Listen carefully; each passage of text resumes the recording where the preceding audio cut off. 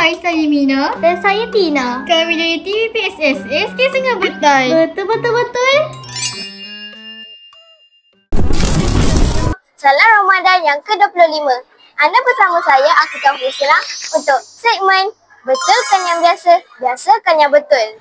Betulkan yang biasa, biasakan yang betul. Tema Ramadan. Hari ini kita akan menyumbang guru-guru dan murid-murid tentang ejaan makanan ini. Jom.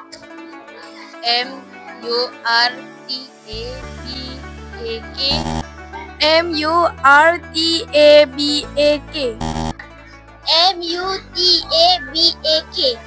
MUTABAK. Mutabak. MURTABAK